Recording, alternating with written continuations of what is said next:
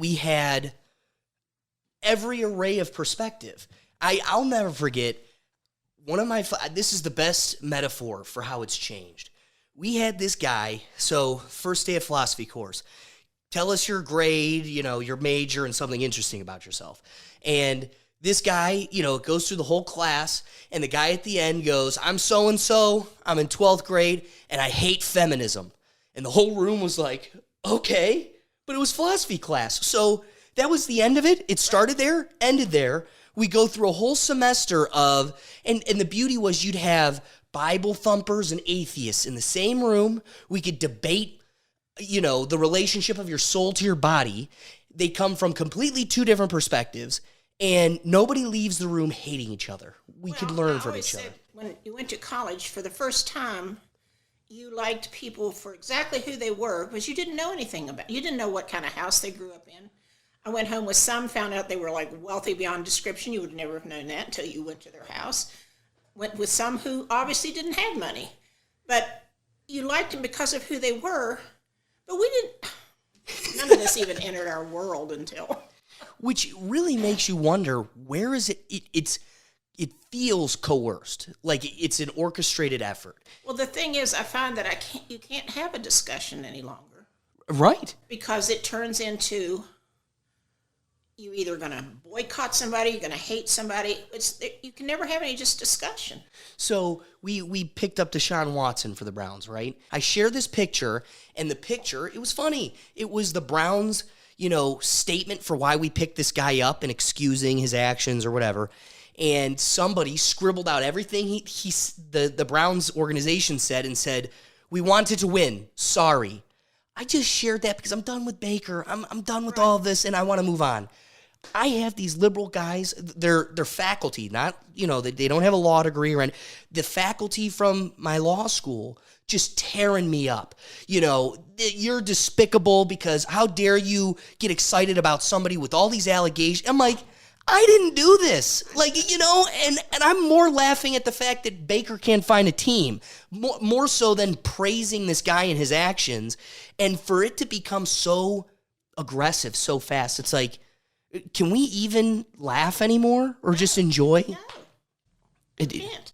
You're right. Unless you find your group that has the same beliefs that you do. Now, how sad is that it's forcing us into hyper? It's awful. Because you actually know certain people you can't have any kind of a rational discussion. Because I can remember having a discussion one time, we were playing cards, and we were talking about Obama at the time, and this one gal says, well, in the middle of this, she goes, well, I hate Trump. And I said, well, that's fine, but what does that have to do with the discussion that we're having? It doesn't have anything to do with it. It's like, and I just saw the Australian news the other day showing a clip of Pelosi talking. Then they showed one of Harris and one of Biden, and they're laughing, saying, of the millions of people in the United States, these are the three best that they could come up with. Here's the thing that I keep wrestling with.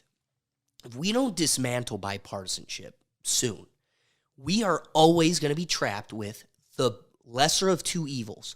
350 million people in a tribe. You're telling me we can't have the problem of, man, both of these candidates are so good, I don't know who to vote for. And it used to be that way. Right. And it's so unbelievable now. I mean, we're spending money in our country as if it's monopoly money. The inflation's going to get worse because of it. It's beyond description. I don't know. Well, it blows my mind that student loans.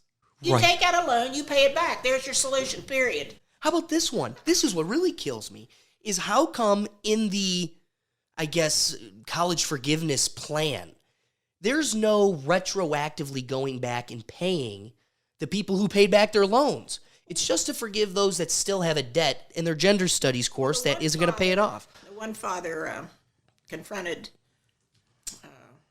she thought she was an Indian, and she's not. Oh, man. Elizabeth Warren. Yes, and he said, are you going to pay me back? He said, I worked 2 jobs, and my daughter worked, so that we wouldn't have to take out any loans. And she goes, well, no, of course we're not. He goes, well, how fair is that? Right. And what about the poor soul that could not afford to go to college? Therefore, they are working because they cannot possibly afford to go to college, and they're going to have to help pay back someone who got a degree in underwater basket weaving that isn't going to afford them a lifestyle to begin with. It's like, yeah, it's insane. And what's even more laughable now is we've coerced so many people into thinking college is the golden ticket for everybody that now, even parallel to that scenario you presented, you also have people who are making bank in the trades now because nobody's going into trades anymore. I used to tell my students, I said, listen to me. With my education and the graduate hours I have and so forth, the plumber makes more walking in my door yes, than I'm ever going to make. It's like, please think about some of this stuff. We're always going to need plumbers. We're always going to need the car people. We're always going to need the people of the trades. I said, we've gotten away from, I don't know, kids are going to college and getting degrees that are not going to afford them a lifestyle. right. And then they're upset when it doesn't. Plus, if they get a decent degree, they think they should start out at the same level that, say, their dad is. Right. Not work. I saw in starting in education that these young teachers were coming in and, well, they should teach the advanced classes immediately. And my thing is, you needed to come up through the ranks because if you teach Algebra 2, for instance, but you've taught Algebra 1 before that, you know exactly what their background is. Right. It makes it so much easier. Like when I taught pre-calculus, I already taught Algebra 2 and Geometry and Algebra 1. I knew exactly what they had. Right. And I knew when they were going to have the light bulb moment because I knew what they didn't know from those courses. But I have a quote of yours. Oh, yes? Remember this. I can't balance my checkbook, but I can sure as heck graph a parabola. But you know what? And what's funny is math was one of my stronger subjects. And it was the people that struggled with math all the time that would say, there's no value in this. When am I ever going to use this? And this gets back to the foundation of our conversation already. We're not teaching you what to think. You're not going to go use this in the real world. But I used to preface a lot of it. You're never going to do any of this ever again in your life, but it never hurts you to learn to think logically. Cool. Yes. And that when you're confronted, remember my motto was the difference between a successful student and one who isn't is that the successful student knows what to do when they don't know what to do. I like that. And that was always on my board, and I gave it to everybody the first day of school, as a matter of fact. But it would have been in your notebook. Yes. Yes. And that was my goal, was that, and I told them, I said, hey kids, Shakespeare wasn't my thing. I said, I hated it. I said, they don't even know if he truly wrote it. They think Bacon did. And if he did write it, they thought he was on drugs. And I was supposed to figure out what that meant. And I was math and science, so this meant nothing to me. But I said I still did okay in it because it was just something you took a challenge, did it. Right. And you learned how to adapt. And you learned also in literature courses, you learned the opinion of the teacher, and then you knew what to write. Right. That is so true. That is so true. Because I used to say to him, how do you know that's what he meant if he didn't actually tell it to you? Right. Well, it's my back to how education's evolved. Well, it's my interpretation, and I'm the one scoring your paper. Well, see, I've seen education. I started out in the late 60s teaching at a 21-year-old. So I started out my career where if you said you were a teacher, you were so respected. And if a child got in trouble in your classroom, you were guaranteed they were in worse trouble at home because the parents' main goal was education. Right. Their child was there to learn, period.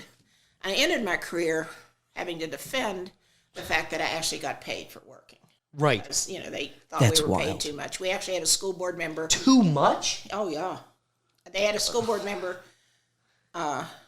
In the last 7 years that I taught, there was not 1 cent of an increase. And then, so several years after, they still hadn't had one. And the teachers were kind of a little upset over that. And one of our school board members actually said, no teacher should be able to afford to live in my neighborhood. So it went from me being in a revered position to ending my career at that level where we shouldn't be able to afford to live in your neighborhood. Wow.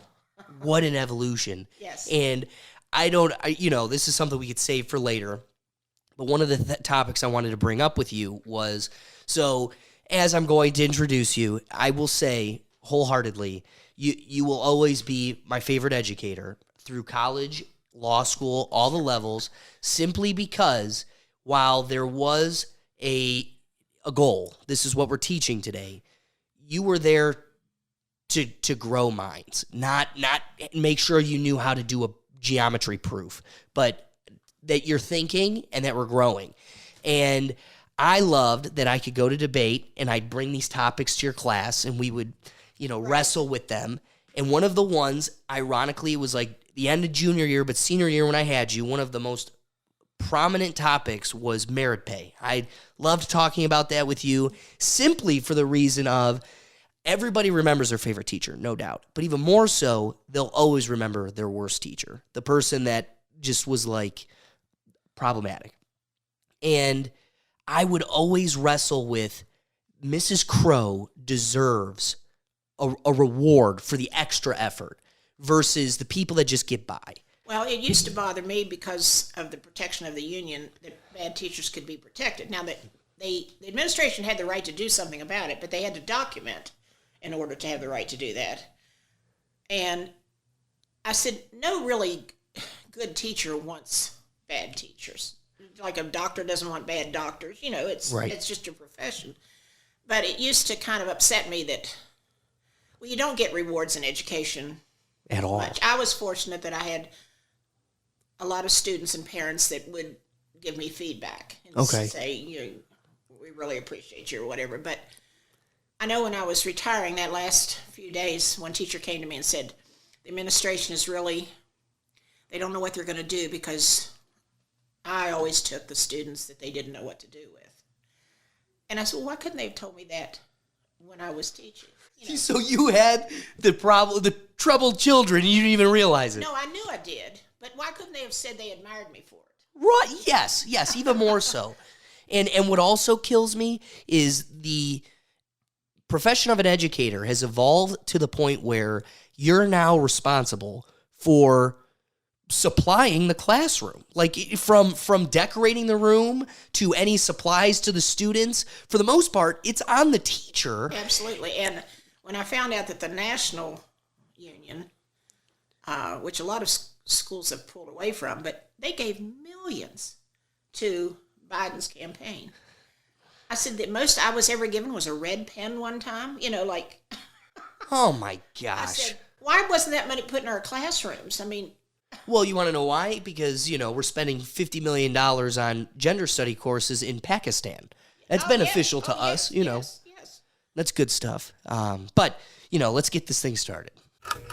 So I love that term, think tank. Think tank. You know what a think tank is? Like, how's a think tank go, Jamie?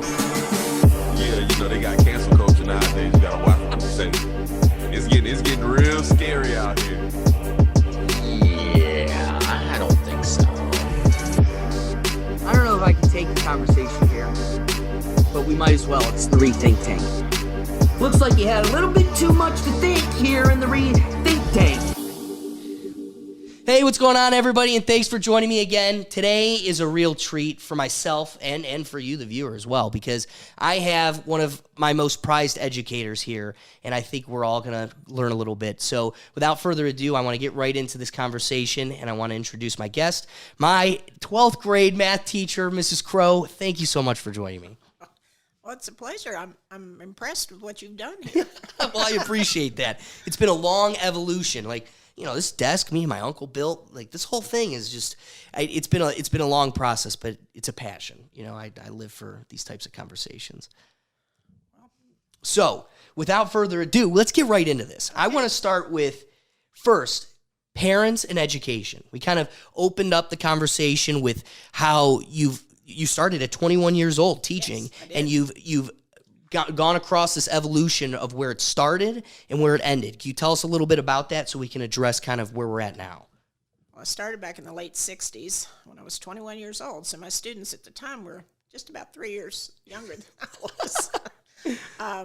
And it was hard to be an authority figure. But teachers at that time were very revered. It was a very revered profession, and I felt that over the years, I felt I ended my career when I retired, having to defend the fact that I actually got paid for what I did. And I found that kind of sad because I can honestly say from the moment that I walked into a classroom, I knew I was doing exactly what I was meant to do, and I loved every minute of it. I loved being a teacher. When I went to college, back in the 60s, women had 3 choices. We could be a secretary, a teacher, or a nurse. If you went beyond that, you really had a lot of nerve. Well, I didn't have that much nerve, so I stayed in the education part, but I was in math and science because I actually wanted to be in a medical field, but didn't have the nerve to do that. So I picked biology and math because that was easy for me. That's what I was interested in. But I could honestly say from the time I walked into a classroom, I knew I was doing what I was meant to do.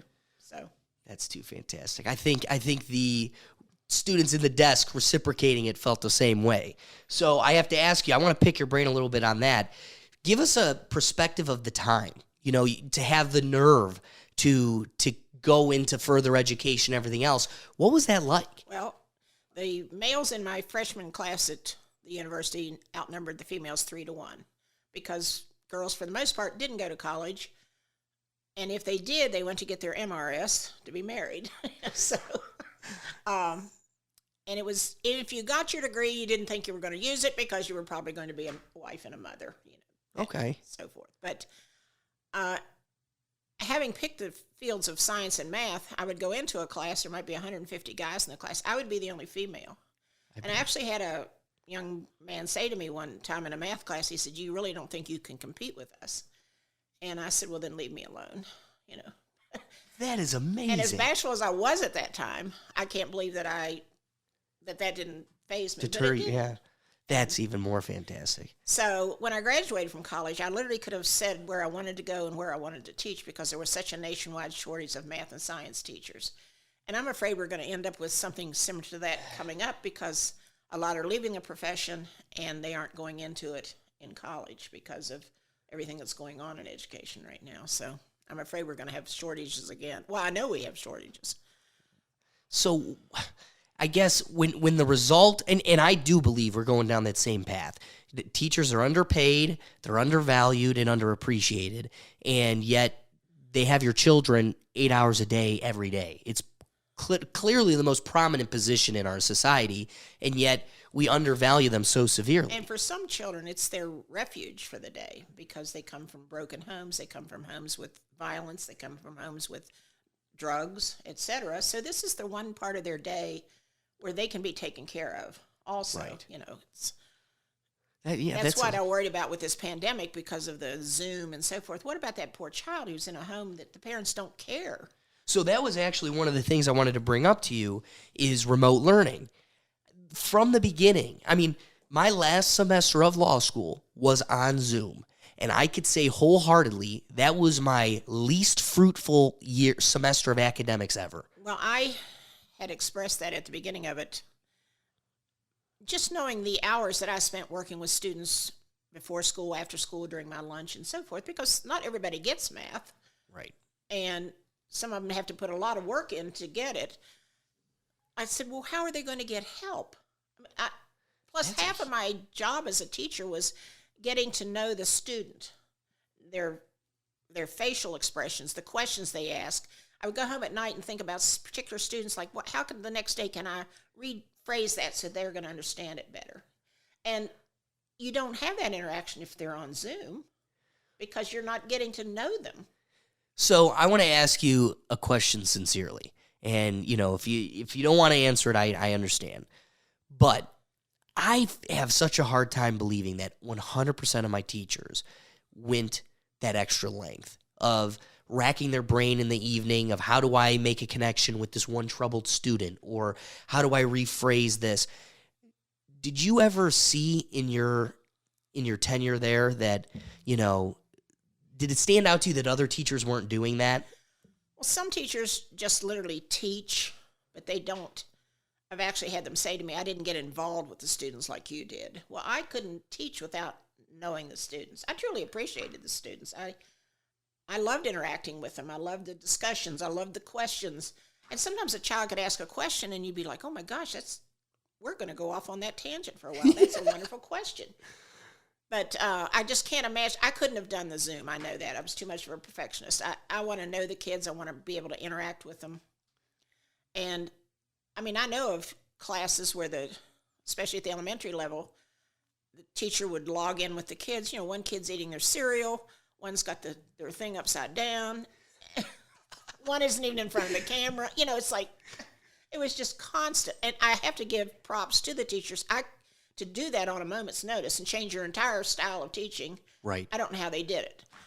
Do I think it was harmful? Absolutely, because reading scores are starting to show that across the nation. I know a teacher that teaches math in another state said at the end of the year, the student said, well, what course should I sign up for next year? And she said everything in her wanted to say, which I can't say on air. What difference does it make? You've probably cheated through this whole year. You know, you had a 60% when you left me. You've now got a 95%. You know? So I feel a lot was lost. A lot of the parochial schools that did continue to go to school were going to be light years ahead because they went to school. Right. And that's the worst part is I think there's this disassociation from how much that with privilege gap, whatever you want to say, it was only exacerbated. You have kids. What killed me was seeing the kids in our neighborhood that, you know, are playing in the cul-de-sac and everything else, but they haven't seen another fellow student in a year. Well, plus,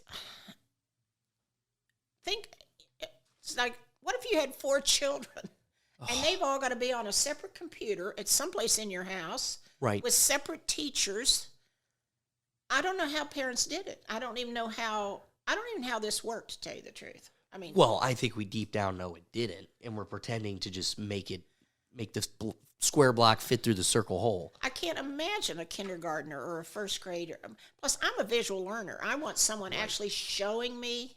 I don't want to have to read directions. I don't want to have to have someone just tell me. I want someone to actually show me. Once they show me, I'm fine, and then I can go with it and you know, be a success. But I need to be shown, and I just don't know how you did that. When I think of the hours I spent on my presentations for the smart board, I don't know how you did this because the teachers weren't in their classroom. Right. They were at home for the most part. I just don't know how it. I'm just thankful I was not teaching at that time. I could only imagine. And I think the point you raised, I definitely, you know, resonate with. A lot was lost. I see it at our courthouse every day. You know, it's funny that the judge I work for, she's like, the average reading level used to be 5th grade, and now our average reading level's 3rd grade. And these weren't people affected by COVID. These are grown adults, but it displays a trend. And we're headed down this road. And so I'm curious, if we look at a generation that a lot was lost in terms of academic growth, but I also think even more importantly, social and personal growth, how do we go about, do you have any ideas of how we go about mending that or kind of making up for the lost time? Well, we've got to quit dumbing down education to begin with.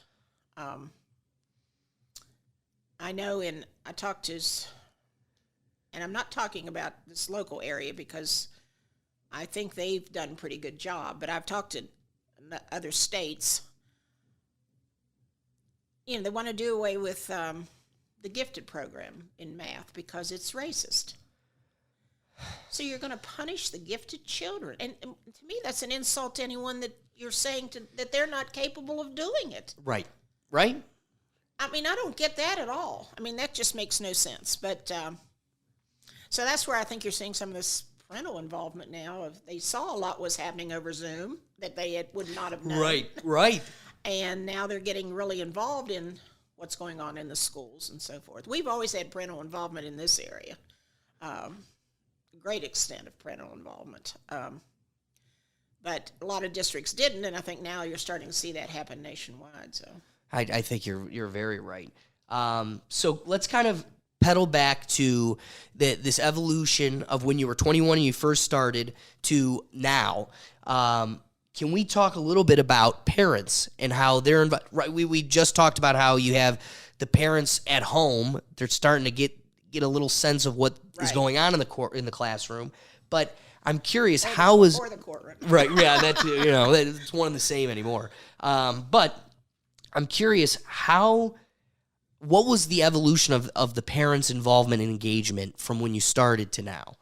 Well, when I started, if a child got in trouble in your classroom, you knew they were going to be in trouble at home because the focus of the family was education, period. I mean, there was no discussion. This child was there to learn, and the parents were going to make sure that they learned. Now, we did go from that to, if the child isn't getting an A, then it's the teacher's fault. Of course. And I used to tell my students at the beginning of the year, if you fail my class, you literally choose to fail it because I'm here to make sure you don't fail it. Right. And I will give up my lunch hour, etc., to make sure that you don't fail it. But like I had a father tell me one time that I had single-handedly kept his daughter out of Ohio State. And because I had ruined her 2.2 GPA. And my response was, well, if she's a senior and has a 2.2 GPA, I did not single-handedly Right. keep her out of Yeah. Ohio State. And I said, well, all she had to do was come for help. Right. That's all she had to do, and they would have solved the whole problem. But, and I know some kids don't want to come for help, but you've got to stress that. And I would stress to the parents when I would meet them that having raised a Bart Simpson in my life, I mean, I knew what a lot of households were going through, and I know what teenagers are like, and they're not all interested in education all the time, and so you just kind of have to know that I'm there to understand that, and we're going to make sure that they have the best year ever. But no, it went from education was the most important thing to I want that A, but I don't necessarily know that there has to be the work to get that A. Right. I want that A. So I know that you had said there was a colleague of yours that in another state that had to deal with the parents were coming out, standing up against the curriculum, and there's kind of this, what we're experiencing across the country now is maybe it is because they were in the Zoom room listening or whatever the case may be, parents are getting a better understanding of what's being taught to their kids, and they want to get more involved. And, you're seeing parents being arrested at school board meetings, and there's this conflict right now of the state or the education system telling you, no, this is what we're going to teach your kids, and we've kind of disarmed parents' ability to have an effect or a voice in that. Right. It's like I didn't want parents to ever feel they had to tell me how to teach. But like I said, the district that I taught in, the parents were very involved in the schools through the parent-teacher organizations and so forth, and we're always in the schools and knew the teachers and kind of knew what was going on. Very rarely did you have a parent that was going to tell you were unfit to work with teenagers and so forth, but and that was usually over something like calling their child on dress code or something, and that you're unfit to work with teenagers and so forth. Oh my but, gosh. We did have a lot of parental involvement, and I think that makes for a better school system because the parents know what's going on. You're working with their child, which is their most important thing in their life, and it needs to be that communication. And I do know our elementary students, teachers here, are constant communication with parents. Right. Which is very important. You get into some other states and other districts, and some of the ones you're seeing on the news, some of the stuff they're finding out is kind of scary. So, well, so even to that point, it seems like there's this weird thing going on where there's an ideology being pushed, and parents are waking up to this pushing, and they're standing up against it, but then they're almost being completely disarmed from their ability to have an effect. So take a look at like the Don't Say Gay bill in Florida. It's like you have the media taking a run with Don't Say Gay, and you have a senator or an elected, or what do we call it? She's a candidate for a senator position in California, and her big position was, I bought 50 billboards in Florida that say gay in bold. And so it's like two different conversations going on. There's what the bill was actually doing. Then there's this manipulative narrative, and nobody wants to address the value in what the bill suggests. Like, keep these types of conversations out of kindergartners. You could talk about it in 5th grade, 4th grade, 3rd, but let's not talk about it with kindergartners. Well, first of all, I don't even listen to the news anymore because I literally don't believe a thing they say. Right. It's just gotten so, and it used to be we had newscasters and they literally just reported the news and they said good evening and then it was over. But even our local news stations, it's that personal opinion they're putting in. I don't want to hear their personal opinion. Right. I want to just hear the news of the day and that's it. I can form my own opinion. But that's not the way it is. And everything's taken out of context anymore and then they run with it and it's not true. And we're finding that nationally and some of the stuff that was said about our prior president, it turned out not to be true and so forth. I mean, it's crazy. And, well, I also want to hammer back to a comment you had made before the podcast about how, to piggyback off of this point, I know for a fact politics did not have an effect in my at least grade school experience. It didn't exist. I ironically took a government class, and that would have been, 11th grade, 12th grade, whatever it was, and I remember sitting at the kitchen table with my dad going, can you please explain to me the difference between a Democrat and a Republican? I don't get it. And at that point, it's evolved. Trust me, it's evolved. But at that point in time, my dad, he was like, I don't know. One wants to, and it was a very juvenile description. So I laugh looking back at it. It was like, that was a poor description, Dad. But it was like, I didn't even know what they were. And I surely didn't know what my government teacher was. And she wasn't pushing us to be on a team. Whereas now so law school. My favorite professor in law school, I took sports law. I also took constitutional law with him at the same time. Sports law, in law school, one person gets the A. And sports law was one of the courses that I got the A in. 60% of the grade was participation. I didn't have to read the cases. I just showed up and we talked about, assault on a football field. I loved it. It was like, I'm just talking about baseball today. I love it. And 60% of the grade was participation. And my professor grabs me one day and he goes, you talk all the time in this class, but you don't talk in con law. Why is that? And think about what constitutional law is. It's all of the touchy subjects, whether it's diversity in schools or abortion or whatever. Right. It's all the subjects a white man cannot talk about. And that classroom was the most volatile. Everybody was silent except for the one ideology that controlled the room. And if you tried to speak up or suggest something else, it didn't just ruin the day's experience in the classroom. It followed you out of the classroom, and it became such a hell that nobody said a word. Now, ironically, that sports law class, there's a gentleman, I'm still close with him, but he worked with the Ravens football team. It's sports law. This is your forte. If there's anything you should get excited about, listen, you're not going to get excited about contracts, but sports law, this is for you. He sat there, 60% participation. He sat there every day with his hood up, his feet on the chair. It was a 3-hour course, so like in the middle, we took a break. When we came back from the break, if you didn't talk, the professor would pull it out of you. Right. Well, 60% participation, and I'm of the belief that if you write like you talk, your essay probably didn't get a good grade either. But he failed and went after the school for racism, and sports law is no longer even taught there. Oh, wow. So the amount of friends that I had, because you only get like 2 electives in law school. The most of it is just your basic classes. And everybody's like, oh, well, I made it sound fun. I'm telling these people about the cases I'm reading. They're like, this is incredible. I want this case or this class. And literally the next semester, it is taken off of the books. It's not even offered. And he's tenured, and the most prized professor they have is being faced with racial allegations. And instead of acknowledging it or refuting it, they just cancel the class. It's just easier that way. Wow.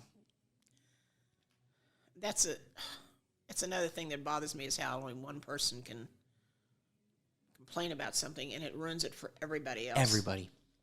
And not to go down that road, but what kills me is take like what's going on with the Supreme Court nominee. The problem is to be sitting in the chair where you're being interviewed by this panel, you have to do so much. You clerked with these federal judges, and you had this job as a prosecutor here. I mean, the resume it takes to be in that seat. It amazes me that nobody takes, and the reason is because they can exploit it for personal benefit, but not one person wants to go, I will not allow you to appoint me on the basis of a mutable characteristic, melanin in my skin, because all these things I had to do to get to this position belittles all my hard work. And the fact that nobody is kind of confronting that, it speaks to human nature that, well, I know it to be true. Like, it isn't, I'm not getting this position, because of my merits, but it's great because it plays in my benefit. The unfortunate part is I don't know where we go from here. I think it disarms our ability to come back. I think they retaught us racism, personally. I really do, because when I was in your classroom, it wasn't there like it is now. Oh, absolutely not. I can honestly say I never looked out on a classroom and saw anything but my students, period. I couldn't have told you what religion they were. I couldn't have told you what ethnicity they were. I couldn't have told you. I didn't know. It didn't matter. They were just my students. It's amazing to me how, like I said, until Obama got elected, I couldn't have told you anybody's political leanings. Didn't even know them. Even people I'd grown up with. Had no idea. None. And then all of a sudden it became prominent. You were either liberal or you were conservative. And right. It became so divisive. And I kind of hate it because I have good friends now that you can't even have just a normal conversation with, because you're afraid you're going to say something that's going to set that off, and then it's not going to be pleasant anymore. Right. Or go back to like how we were saying, people just want to silence conversations that they may not be able to defeat or whatever. It's so sad that you could see a post on Facebook of something you don't agree with, and the approach is, well, I'm unfriending them. We're not friends anymore. It's like, that seems that's not very liberal to me. To me, that seems very fascist-like, you either believe or say what I'm saying, or you're out. That's the heart of the problem. Well, I know a person that I know that was on Facebook and said, if you voted for Trump, unfriend me. I do not want to be your friend. And I thought, you've never even been in a discussion with anyone, and that you just don't want to be their friend because they might have voted for Trump. So him not having a clue who I ever voted for, I just unfriended him because I don't want him as a friend if that's his mindset. That's the key, if that's the mindset. Yes. Even to so one of the other points I was going to bring up, and this kind of piggybacks off of everything we were talking about, I definitely have a chip on my shoulder, I'll admit. I went to law school. This is the highest level of education, and it was an embarrassment. We call it the Socratic method. That means we investigate these topics by questioning and bouncing ideas off of each other. And it was such an opposite to that. It was, you either are saying just a perfect example. I walk into remedies course, which is, it's in a mathematical evaluation of what you would get paid out in certain circumstances. Like if you lose an arm, right, what is that worth or whatever. First day of class, we're sitting there, and she goes, so who really cares about the legal theory, right? And I'm like, me? It's literally the only reason I'm here. And she goes, well, besides this guy, nobody cares about the legal theory. You just want to know what the law is. And for me, that spoke volumes of this. What this is we are teaching you what to think and certainly not how to think. You either be the best drone we can create or you're valueless to us. Well, I used to tell all of you, I don't know if you remember, it was putting tools in your toolbox. I said, and there's going to be times we have to do stuff that you're never going to do again, but it's putting tools in your toolbox so when you encounter something that you don't know how to do, you at least can explore it because you now have tools to think, okay, I can solve this. And I said, I tried to instill in every child that if you can't find the answer, you don't just say, oh, I can't do it. You ask someone, you get help, you do whatever it is till you can come to a conclusion on how to do this, because that's life. Right, but that's great advice, and it even further leads us to the next point I was going to raise, and that piggybacks off of all this is the general they have kind of supplied us with, we want a liberal education, and the original, I guess, presentation of that was, what it meant was, we want to have a diversity of thought and idea, background, lifestyle, because, you're not going to agree with everybody, but diversity of thought and background will allow us to grow in a way that without it, you wouldn't be able to grow to that degree. And what's interesting is a liberal education has evolved from as many varying voices and backgrounds to cookie cutter. You are either this or you're out. And it's I don't want to go down this road too much, but to me, I'm of the belief that Democrats play word games. They can't beat you on logic. So what they do is they call themselves anti-fascist and push fascist, positions. They call themselves liberal, when I'm certainly of the position that I believe I'm liberal. That's it. Like, philosophically, I don't care who you're having sex with or what you're smoking on your property. As long as it doesn't affect me on my property, I'm liberal to it. That isn't the Democrat position anymore. It's either you're on the team, you're wearing the jersey, or you're out. And so you've watched what was originally presented as diversity of thought and background to cookie cutter creator, where you're either in it or you're out. Well, like I said, when I went to college, I didn't know one thing about my professors other than whether the class was an easy class or a hard class. I didn't know if they were married. I didn't know if they were religion. I didn't know their political beliefs because I was never part of it. You were there to learn, period, and you learn that material. And having been in math and science, I'm sure that's one of the reasons I'm so conservative, because a liver's a liver and 2 + 2 is 4, and that's not going to change. And it's like there's no discussion. It's like, that's the way it is. Although now the newest thing is, math is racist, which they don't understand. Math was created by the Arab community way back when. So I didn't know that. Why would they think that this is racist when it makes no sense to me? But anyway, but one of the trends I was seeing in education, one of the reasons when I decided to retire was, you were talking about the cookie cutter. I was being made you had to teach the same exact thing that someone else teaching your course was teaching on the same day. You had to give the exact same tests. You couldn't, vary from that. And that took away my ability to do the extra things that I had developed over the years that I knew would be, advantageous for the students. Right. I'll give you one example with doing a cubic function. If I gave you a 8.5 by 11 piece of paper and said fold the sides up to maximize volume for that open box, what size corner should you cut out of it? Well, I could just show you how to solve that mathematically, but I don't know if I was able to do it with your class or not, because it could have been when this had already started that I couldn't do it. I would have a group cut out a 1/4 inch, 1/2 inch, all the way up through 3 inches, and then I would have them bring me the boxes, and they would make a pyramid, and the kids were all fascinated with this pyramid. And then I would say, now make an educated guess as to which one could hold the most sand. And some would guess that biggest one on the bottom, some would guess the tallest one, some would guess in the middle.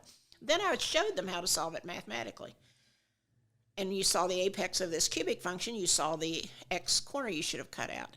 Well, now, this math problem that they had to do, they actually had built. They saw it. They saw the ramifications of what happens if you cut out different corners. Now that makes sense. But see, I couldn't do that kind of stuff because the time had been taken away from me, because I had to be on the same page as so-and-so. Oh, my gosh. I had another puzzle that would take days to do in the floor in groups that took in every concept we had talked about through the whole year. And you saw students with their calculators, with pencil and paper and discussion, and because the sides had to match. Like if it said sine to 30, you had to have a half matching it, and so forth. And it was very complicated to get this whole puzzle done. And the first group that could get it done got more points, and kind of stuff. Well, I didn't have time to do that kind of stuff. So it took away the things that I thought actually made math make more sense to everybody. Right. But I wasn't allowed to do that anymore. So So they even took away your individuality in terms of an educator. Oh, yes. Like your ability to approach it from a new angle. Yes. Yep. And what value could that possibly serve? I don't know. I don't understand it. And then another concept was that tests couldn't be any more than 10 minutes long, which I don't know how that afforded an AP student to sit for a 3-hour exam, or a college where one exam determines your whole grade. Right. That was starting. That I didn't have to encounter that. But you also, if a child came in your class and did nothing, you couldn't give them less than 50% for the quarter or whatever. So you had to just, muster up 50% on the grade books for them? You just gave them 50%. So they didn't have too big of a hole to dig out of, which, wow. in my black and white world, a liver is a liver and 2 + 2 is 4. That did not compute. Wow. Now, can you imagine? I don't know. It's Maybe exhausting. Colleges are doing it. I don't know. It's been so long since I've been there. But I can't imagine college literally going to a class and not doing one thing would give you at least 50%. Well, you want to know why? Because where you were teaching, it was paid for by the state.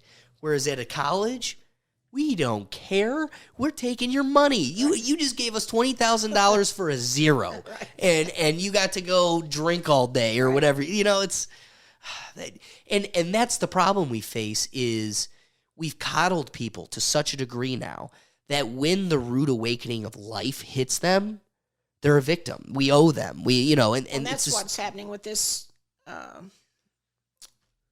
shortage of workers and so forth, because these young people don't have to work because they're entitled. Right. And it does. It gets back to my point of, people don't have foresight. I mean, I had to spend 4 years in college being ridiculed by my friends for having a philosophy degree.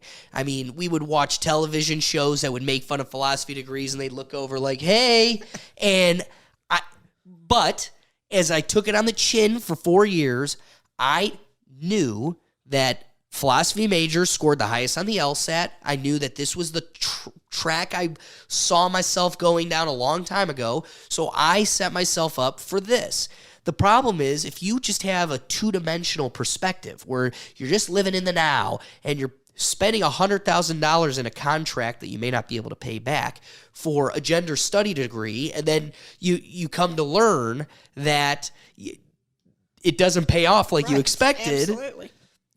I don't know if you were aware of this. There was 2 gentlemen. I'll put their name on the bottom of the screen here just so we have it. But Joe Rogan is the biggest podcaster in the world right now.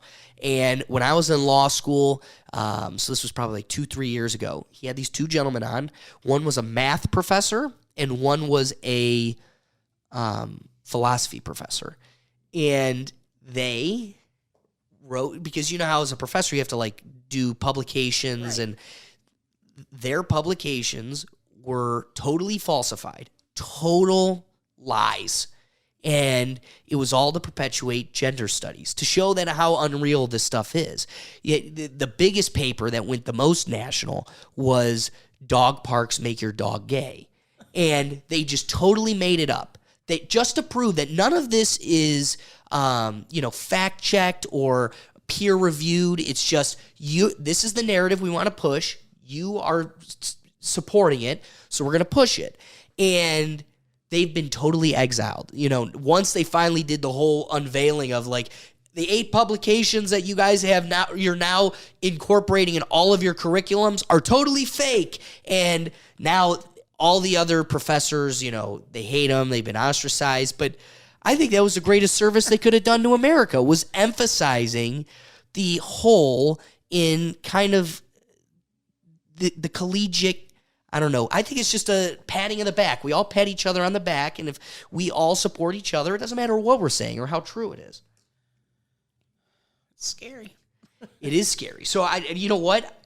You had brought up when you were younger and when you were being educated, and then at the beginning of your career, it used to be you didn't know the background of your professors, you didn't know the political affiliation, and now we couldn't be more opposite of that. And the line has now been blurred between education and politics. And so my question for you is, what do you think caused that? And is there a way for us to get past this? I honestly don't know what caused it, other than we just have got started out that all someone had to do was complain that they were offended, and the next thing you know, everything gets changed for one person instead of the majority of people. I guess maybe, well, I had no idea teachers were as liberal as they are until all this started. I mean, I had no idea. This just kind of floored me, because I know everybody believes in rule and order in your classroom and so forth, and that doesn't equate to me to someone that believes in peace and love and everything that you do. I don't know. It's just, I honestly don't know where it started. I don't know how it started, because it's so far removed from anything I ever experienced.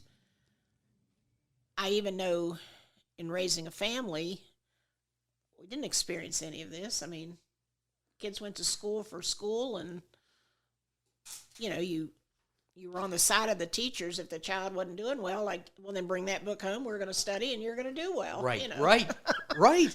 There's no excuse. I said to my son one time, the kids will say, well, the teacher hates me. And I said, well, if that is true, I said, you need to make it your goal to have the highest grade in the class and really tick that teacher off. Right, yeah. I love that.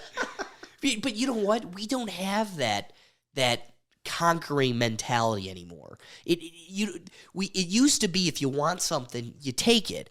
Now it's, well, I'm just going to sit around and cry until it's handed to me. What kills me is my dad had trained me of, do you want to grow or climb the ladder? You have to make yourself invaluable. So whether it was working at Sprint before law school or working at the courthouse, it is every day, how do I make myself invaluable? The rude awakening to the workforce now, though, and it blows my mind. I was trained in this perspective of, if you're not valuable, they get rid of you. Now we're promoting people just because, they've been there for so long, we owe it to them. It's like, but he's terrible at his job. What are we doing? Keep giving people, rewarding this poor behavior. Well, I know a case of an insurance company that had a new college employee, and for his first performance rating or observation or whatever, the mother called and complained because she didn't like it. I'm like, well, I would be getting rid of that employee. Yeah. I mean, if I got to deal with your mom. Yes. Oh, my goodness. And I've heard of parents calling college professors because their child isn't getting, a good grade. I could not imagine my parents being involved with my collegiate experience with my professors. When I went to school, your parents weren't involved at all. I could have literally taken 4 years of enough to get a degree in underwater basket weaving. My parents would never have had a clue, because you're dropped off at college. You plan out your 4 years or what you want to do. I don't think my parents ever even questioned me on what I was taking. They just knew that I was going to do what was expected of me. Right. Well, so another interesting position that has been kind of promulgated recently is that it isn't a skin tone privilege anymore. More so, it's the privilege in the modern world today is a two-parent household that cares about you. They could be divorced, whatever, but having two parents that have their eyes on you and that care. And I don't know. To me, it speaks volumes to where we're at today, where parents, they don't want to be involved. They just kind of throw their kids out there. But also the interesting part is, do you think maybe it's coming from a place of guilt that they've detached themselves so much? Why do they involve themselves, scolding the teacher or getting – it seems like their involvement is misdirected. Does that – Well, no. For instance, I can remember when I first got married, I can remember my parents saying to me, we will always be here for you, but we will never give you advice unless you ask for it, because you're on your own. Right. Whereas children aren't raised that way today, where they just are on their own and have to make decisions, and sometimes you have to fail at a decision to learn. And I used to say to some parents, if your child isn't willing to put in the time and do the work, then maybe they need to fail and realize that you do have to actually do the work to pass. Right. But that's where I don't like parental involvement. It's like, let that child make a decision once in a while, you know. And I used to say to the parents, I shouldn't have to ever really talk to you because these young people are getting ready to go to college. Right. And you're not going to go to college with them. They need to learn to get the help on their own. They need to learn to make the decisions on their own. And once in a while, you need to say what's going on, but, you know, like they need to handle this. Right. But, what an interesting time. Okay, so I know that you also have a lot of thoughts for us.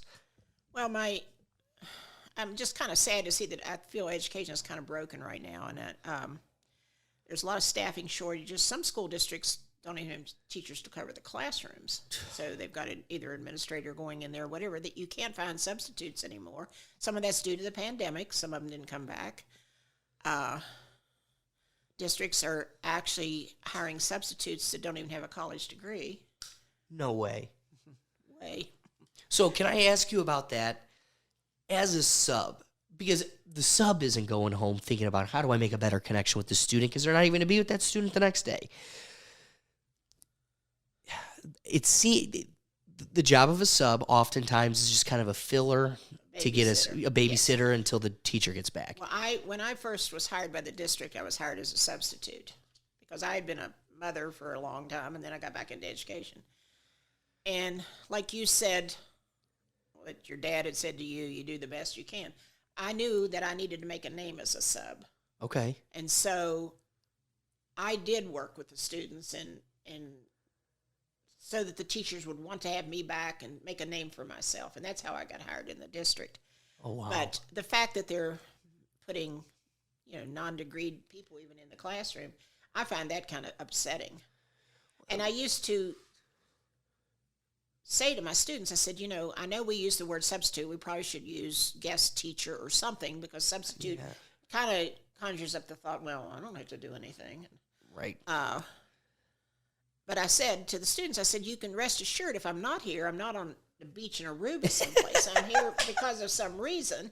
Right. And if you've got to do what I ask you to do so that I don't have to come back and, start over. Right. But again, that was my responsibility to stress to the students what I expected when a substitute was there. But and teachers are out of the classroom more than ever anymore because they're always taking them out for all these meetings and all this stuff, so they need subs. Well, a long time ago, I did graduate research and did a 50-page prospectus on substitute teaching Oh, okay. and came to the conclusion that school districts need to have what are called super subs. They're actually hired by the district. They work for the district. They're in the buildings at all times. So when there is a teacher out, they've got someone that knows that whole building and so forth. Well, I presented it, and of course I was scoffed at. Right. You're not allowed to. What are you doing But thinking? I do think our district here is doing something similar to that now. Do have some subs in the building, that, for reasons of emergency or whatever. So at least a classroom is covered, which only makes sense since teachers are out of the room more than ever anymore. But even then, I think that's a profound position. I've never heard that presented. And the reality is there's so much. The biggest struggle of a substitute is gaining and keeping the respect of the students. I think that's easily done when it's Mr. Johnson who's here every day. You see him in the hallway. He may not be teaching. You may have Mr. Johnson Plus three they times. know the routine of the building, how homeroom works or whatever their procedure is. And so then it's not someone coming in that has no clue what's going on. Or if a kid's being problematic, they know who to go to, how to properly, I think kids got away with a lot more with it. The viewer watching this right now knows they got away with a lot more because they were a substitute. Another thing, I feel we've lost some years due to the pandemic. I feel especially for the lower ability students and the students with learning disabilities and so forth that need that constant reinforcement because they learn differently. Doesn't mean they can't learn. It just means they learn differently, and they need that, and I feel we probably lost a lot there. Of course, these are my opinions. Who knows? Which you're not allowed to have anymore.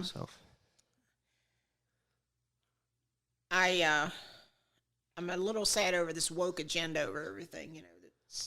I had a 3-ring binder on my desk that for each class, any kid that was on an individual education plan or a 504 plan. I mean, I had to follow that. And so to keep it straight, I had each by period so that I would know which child had to have everything on blue paper or whatever, had to have it so they could fold their test in half, or that had to take it to be read to them or whatever, because you have to keep all that straight. I can't imagine now having to now also decide what pronoun they're going to be called. And I mean, I don't know that I could keep up with that. But you know, even that, the sad part is where we go, first off, they spend 2-3 years telling you, trust the science, trust the science. If you look at the Canadian legislation of 70 plus genders, if you mispronoun someone, if you misuse someone's pronoun, there's legal ramifications, fines, and if it happens enough, then maybe jail time. The crazy part of all of this is, of the 70 plus genders, you have fox, pixie, fairy. How are those tethered to science at all? Where's the science in that? And so the problem is science is becoming increasingly subjective, where what science wasn't an indoctrination.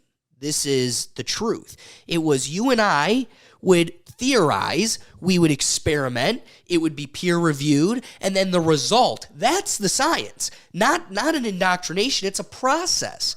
And it blows my mind that, to this stuff, it's like the fact that we had to pass a bill to tell you to stop trying to coerce my 5-year-old into being gay or transgender. The fact that had pen to paper, that had to happen, is mind-boggling.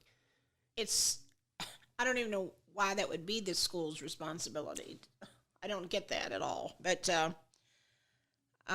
one of the new theories in education that was that you're only allowed to talk for 5 minutes, period, and the rest of it has to be self-exploration.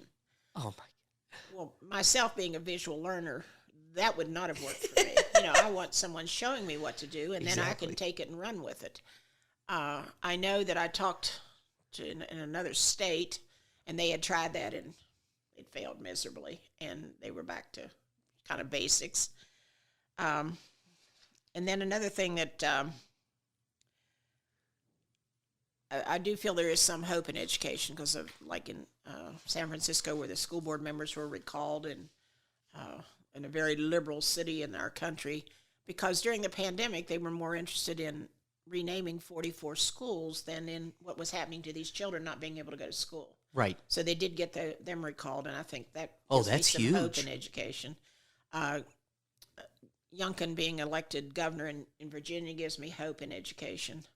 And so there are some things that are starting to happen. I think people are starting to realize that,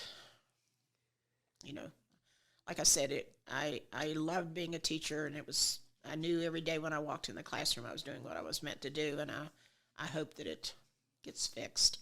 Yeah, I do too. I think it innately is always going to be fixable. It's just, will the people take that initiative? I think education in and of itself, just the process, the theory of it, it's pure. So you either take back the purity. We go back to our roots of, instead of you telling us what we need to teach, going back to like what colleges were, it's crazy to me that what first enticed the boomer generation to go to college was that it was like a giant think tank. It was like, just come here and bring your ideas and we'll grow with each other. And I think education is innately like that, where let's just grow together. And I think we could take it back. We just need to demand it. Oh gosh, I lost my train of thought. You told me something, and it made me think of something else. Now it happens to be all the time on this podcast. You can't even underplay it. I know what it was. Having started in the late '60s, and now it's 2022. There's always these cyclical things in math education. Someone comes up with a new idea the way you have to teach math, and oh gosh, there's a certain cadre of teachers that no matter what you present to them, oh gosh, this is the most fabulous thing I've ever heard. So if they said you have to dress in purple because that's what's going to make the students learn, they'd be, oh yes, that's it, that's exactly what it is. And I would be the one like, really? Right. So I've watched these cyclical things happen, where the way back when it was all set theory. Everything had to be taught versus set theory, and then they did away with that. And it's just always something new. So I'm hoping that with the cyclical path, we'll come back to some. So I want to pick your brain on one other thing then. I've noticed, or one thing that I've kind of been introduced to is how, like, division isn't even done the same way it used to be. And, like, the Well, that happened when you all were. Because to divide polynomials, you have to do long divisions. And I remember I would put 3. I said, okay, we're going to go back to grade school, and I put 3 into 51. And they would be, well, what is that? What is that symbol? They had never seen that division symbol. And I would like, well, I don't have time to teach you. yeah, the basic. Yes. Oh, wow. And I volunteered in a classroom for years now in an elementary. Oh, and, great. How are you enjoying that? I was, although I haven't been doing it because of the pandemic. But that stopped. But it was kind of daunting at first because I was used to seniors. And now I'm going to be with like third graders. And I remember I said to the secretary the first day, I said, oh my gosh, I don't know if I'm going to like this or not. I'm used to kids that, I can joke around with and so forth. Right. Well, it was actually exciting and fun to see where they're starting to learn, versus when I got it, like, is this going to be on the test? Yeah. All they care. But I would have to say to the teacher, now show me how you want this done, because it's totally opposite of anything I would come up with. Like if you're going to take 5 times 6, you draw 6 circles, you'd put 5 dots in each circle, and then you'd count all the dots up. No. And they do still do the times tables, which I would say to the kids, now when you get into big people math, trust me, this is what you need to know. You can't draw the 6 circles. Right. And count up all the, no, it's just, I can see the theory behind it and so forth, but there's some things that rote learning there's nothing wrong with it. Like, so that you say 5 times 6 is 30, and you know that automatically. But it's just so funny to see where we've ended up, because I think back to third grade where you had your timetables, and for every number, 1 through 9, you had a condiment that went on your sundae. Yes. And you must have gone to Chippewa. You know it with Miss Jago. This is literally her classroom. Ironically, well, they still do that. Do they? Yes, Because I was going to make the comment that I would feel like we can't do that because this kid has chocolate sauce and this kid doesn't. And that leaves this kid out because he doesn't know 5. I did think about that.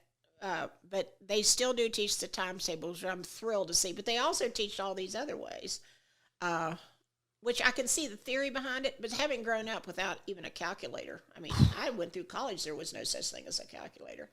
So, and here you are shoving a graphing calculator down our throat. That thing was a quagmire, let me tell you. But I used to teach it both ways, with or without the calculator, because some college professors at that time, when you graduated, still didn't allow calculators. Right. But an example of technology, I was in the grocery store and my card got stuck in the checkout thing. Now, practically the entire store had to come over because no one could figure out what to do. And the guy behind me had already loaded all his stuff onto the counter. And I said to him, technology at its finest. And he goes, well, it makes things go faster. And I said, well, how's it working out for you now, Bucko, considering that you now have to take all your groceries to another. So it doesn't hurt to kind of know things. Right. Without technology. But so one of the things that you had brought up was how, there was a standard of how this was taught across all the classrooms, whatever it could be, the long division, whatever. So all the different teachers were to teach the same approach. But I also got to imagine from when you first started to where you ended, there were also probably multiple different ways of approaching it. They told you, this is how we're going to do it now. This is how we're doing it now. Was there ever a time where there was a new approach, but to you, the old approach was better? How did you deal with that type of conundrum? Did you teach what you thought was best, or did you just do with what they asked? I actually had an example of that. I was going to be a team player. So I took the teacher's materials, her lesson, and I'm teaching it. And it was on vectors, which I didn't really care for. Also in math, I used to say, why don't you let us teach what you know we're the strong point, our strong point is. But anyway, so I'm teaching this whole lesson and thinking to myself, I really don't understand vectors. And this student asked me a question, and I said to him, that is a valid question. I said, something's wrong.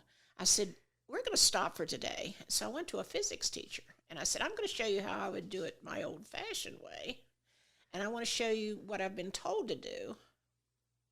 I was right. Really? So what did you do? Did you go back to teaching it the old way? Yes. Oh, yes. I came in the next day. I said, give me back all your materials. I said, we're now doing it my way. And I went to the teacher, and I said, I just want you to know that this is all wrong. And the teacher said, oh, okay. And then it just started and ended there. And meanwhile, I've just wasted a whole day. Well, so Mrs. Crow, I want to end on one last topic. We kind of touched upon it at the beginning. It is something that I wrestled with you all too often, and I can single-handedly say you're the reason I'm as passionate about it as I am.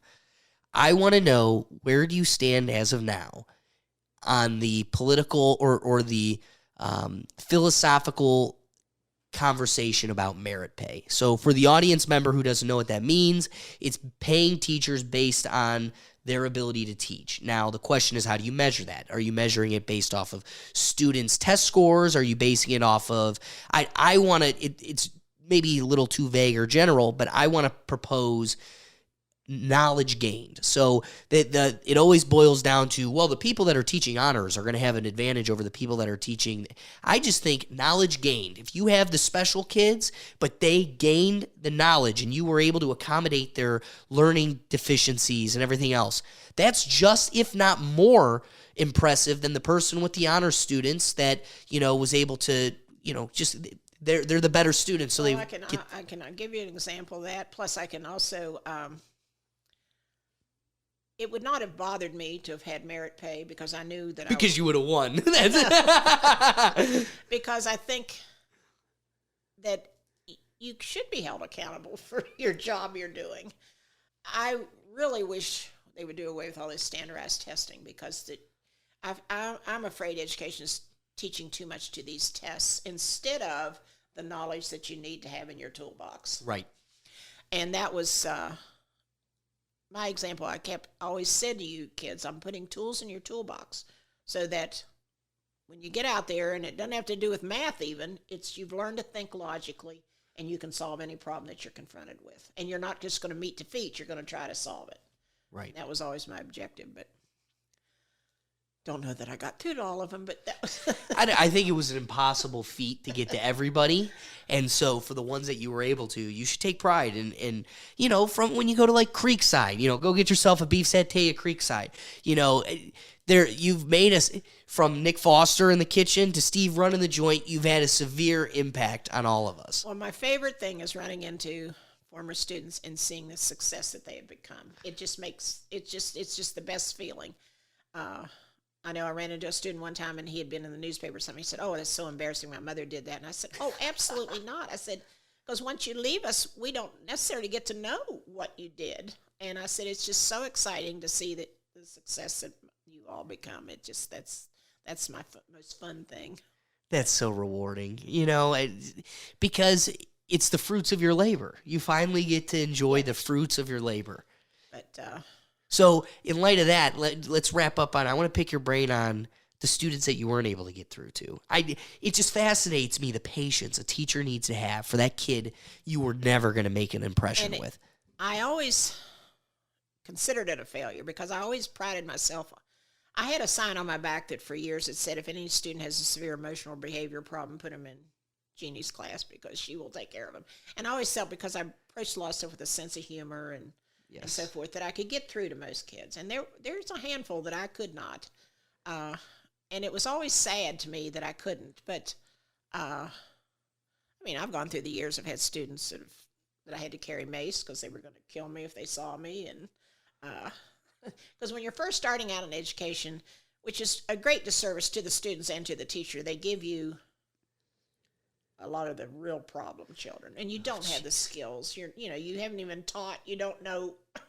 Right. And I've had some rough ones over the years, but I can actually sit here and remember one girl, and one boy that I just absolutely couldn't get through to. And I actually said to the girl, as smart as you are, why don't you use your talents and help somebody in the class who isn't as smart as you are instead of your anger towards me. And the young man, I asked him if he hated all women or was it just me, but What was his response? he didn't answer. Yeah. He had to think about it. I finally had to go to his one of his coaches and said I need help. And that's where I hate when schools cut the sports and the music and everything, because for some kids they need the structure of the sports, some kids need the talent of the music. I mean, this is, I hate when that stuff gets cut. But after the coach spoke with him, then it was fine. Then it was. What sport was it? I can't remember if it was baseball or football. Now, I relied on the coaches quite a few times over the years for children that you had problems with, because if they wanted to stay in that sport, they had to, do they had to do the scholastic end of it also. Right. But Plus, there's an aspect of accountability that sports can provide I agree, you could find it in the arts as well, but there is something to, we're just going to make you run all night, and you're going to run laps until you figure out how to respect your teacher. And I wonder with all the wokeism if some of that's been cut out, because it has to be. That's what I'm alluding to. Is it has to be. It has to. But take the student that is artistic, and that's their love of school. They have to take the other things, but that's what they love, and that's what they're probably going to pursue. So I hate it when that kind of stuff gets cut. Okay, I know I keep telling you I have one last thing for you. I promise this is my last thing for you. We have been taught that, or you had raised the point, everybody learns differently. I have never been a test taker. I don't have the attention to just sit there. I'll outright anybody. You want to do a 100-page essay, I'll outright you to the end of the earth. I was much better. I loved essay, because then I knew I could just tell you everything. You could be artistic and play with it. And yes, I definitely relate to that. And the problem I had was, unless I was in a classroom where the teacher was trying to pull engagement, if it was just a slideshow, I'm going to look out the window. I'm lost. You lost me. There's other people who do better in those type of situations. How were you able to traverse the different ways of learning and try to appeal to the most amount of students? Well, one thing was being there at 6:30 in the morning, work before school with students, stay after school with students, to give up my lunch hour for students or my free periods, and to impress upon them that they needed to get the help. For some of them, it was working with their small group instructor because of their learning disabilities, trying to have things in color, and some of it animated and so forth on the smart board to make it more interesting. If I saw a student yawning, I might go stand beside them and sing and embarrass the living daylights out of them. Or I used to tell them, I said, sometimes when you're sitting in class and you're actually like in a food coma, I said, please get up and go get a drink of water or something, because you're miserable. Right. And you're not gonna come around. You're just miserable. Right. So I found that trying to treat them as the young adults they were, that I did get a lot more out of them. But and in some cases, I've had another teacher in the room with me because of learning disabilities, and that helped.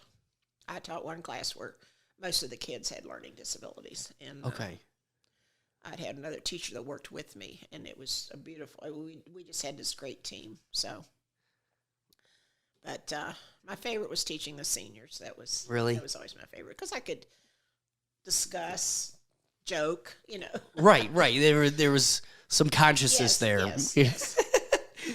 Well, Mrs. Crow, I need to emphasize, I can't thank you enough for giving me your time, as you did at our lunches and before school to well after we've left your classroom. I appreciate you giving me your time. Well, it was fun, and I'm very impressed with what you're doing here. This is exciting. Thank you. I appreciate it. So wrapping up, I to the audience member, I appreciate your listening us to this far. We've gone pretty far. If the best thing you could do to support this podcast is to share the episode. So go ahead and drop that link on your Facebook or wherever the case may be. Smash that subscribe button and the like button. But you can find all of our Rethink Tank content on our website at www.rethinktankpodcast.com. Otherwise, we'll catch you next time. Mrs. Crow, again, thank you, and we'll catch you next time. Peace.